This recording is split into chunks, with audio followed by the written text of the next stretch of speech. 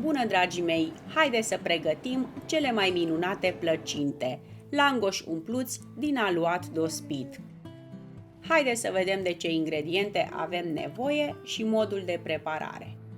Pentru aluat avem nevoie de 1 kg de făină de tip 550 cu 10% proteină, 350 de ml de lapte călduț, 350 de ml de apă călduță, 70 de ml de ulei vegetal, o lingură mare de zahăr, o linguriță și jumătate de sare și 30 de grame de drojdie proaspătă sau 10 grame de drojdie uscată. Pentru prima umplutură avem nevoie de 200 de grame de șunculiță de Praga dată prin răzătoarea mare, 200 de grame de cașcaval afumat dat prin răzătoarea mare și 100 de grame de ciuperci champignon din conservă. Pentru cea de-a doua umplutură avem nevoie de 400 de grame de cartofi fierți și zdrobiți, o ceapă mare călită în ulei, o jumătate de linguriță de boia afumată, piper proaspăt măcinat după gust și sare după gust. În plus mai avem nevoie de aproximativ 800 de ml de ulei vegetal pentru a prăji langoșii.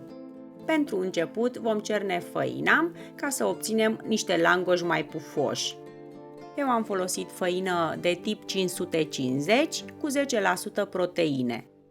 Facem o gropiță în grămăjoara de făină și adăugăm câteva linguri de lapte.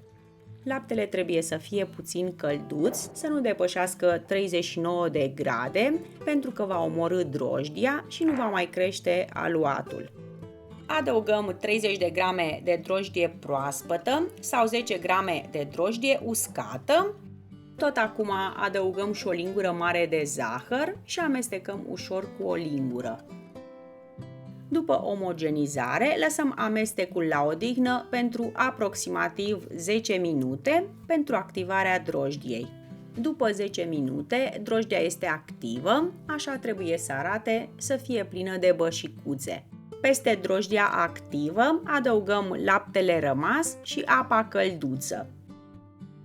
Sarea o vom pune pe margine ca să nu intre în contact direct cu drojdia, pentru că îi va încetini fermentarea. Amestecăm încet cu o lingură, iar când nu se mai poate, vom amesteca cu mâna. Cantitatea de făină este posibil să difere în funcție de umiditatea ei sau de marca pe care o folosim. După ce am încorporat toate ingredientele, frământăm aluatul aproximativ 5 minute. După 5 minute de frământare, adăugăm uleiul puțin câte puțin și continuăm să frământăm până când vom obține un aluat omogen, aproximativ 10 minute. Dacă frământați cu un robot de bucătărie, 7-8 minute de frământare sunt suficiente.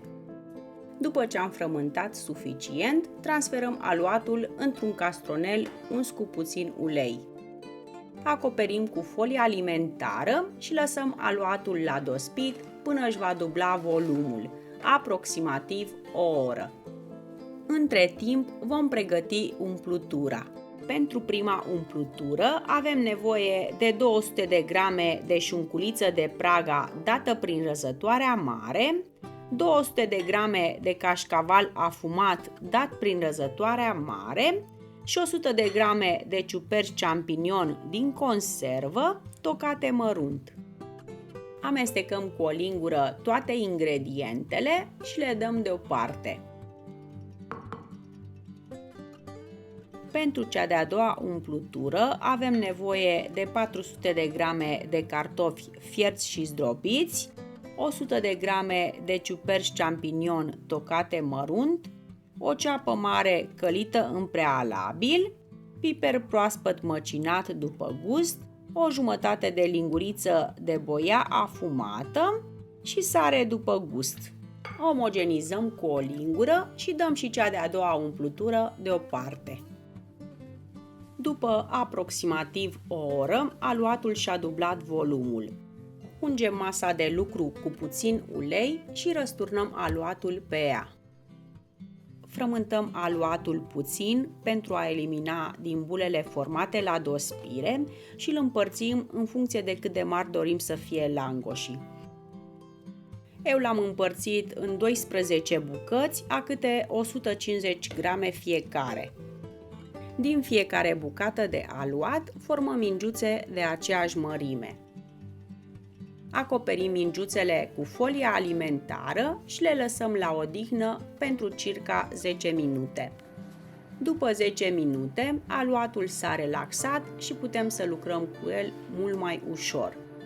Ungem masa de lucru cu puțin ulei și întindem pe rând câte o bilă de aluat într-un disc cu diametru de aproximativ 20 de centimetri. Punem o lingură mare de umplutură pe partea de jos a aluatului și pliem partea de sus peste umplutură. Apăsăm pe mărgini dintr-un capăt în celălalt ca să se lipească și le sigilăm cu ajutorul unei furculițe ca să nu iasă umplutura la prăjit. Pentru a-i prăji am turnat într-o tigaie mare 800 de ml de ulei și l-am încins foarte bine, adică până la 200 de grade Celsius.